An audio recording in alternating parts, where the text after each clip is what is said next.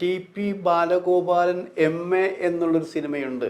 ശ്രീനിവാസൻ എഴുതി, സത്യനന്ദിക്കാട് സംവിധാനം ചെയ്ത് മോഹൻലാലും ശോഭനയും അഭിനയിച്ചൊരു സിനിമയുണ്ട്. ആ സിനിമയിലെ അഭിനയം എന്ന് പറഞ്ഞാൽ അന്നാണ് സത്യനന്ദിക്കാട് ഇങ്ങനെ ടേക്ക് പറഞ്ഞുകൊണ്ട് കട്ട് പറയാൻ മറന്നുപോയ ഒരു സിനിമയാണത്. മോഹൻലാലിൻ്റെ അഭിനയം കണ്ടിട്ട്, അതായത് മോഹൻലാലിൻ്റെ കയ്യിൽ ഇത്രമാത്രം വ്യത്യസ്തമായ സാധനമുണ്ടോ മുഖത്ത് എന്ന് സത്യനന്ദിക്കാട് അന്ന് പറഞ്ഞു.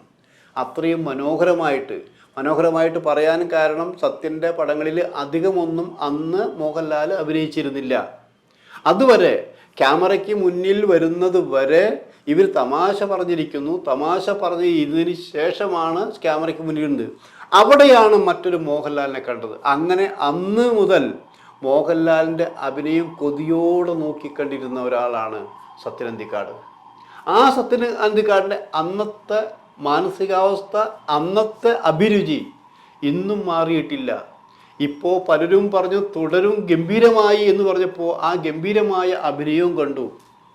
അവിടെ പൂനെയിലെ മോഹൻലാലും സത്യനന്ദിക്കാടും അടക്കമുള്ളവർ പുതിയ സിനിമയുടെ ഹൃദയപൂർവ്വ സിനിമയുടെ ചിത്രീകരണത്തിലാണ്. ആ ചിത്രീകരണം നടക്കുമ്പോഴും അതേ പഴയ സത്യനന്ദിക്കാട് തന്നെയാണ് ഇപ്പോഴും മോഹൻലാലിൻ്റെ അഭിനയം കണ്ടുകൊണ്ട് കൊതി തീരാതെ പോന്നുകൊണ്ടിരിക്കുകയാണത്.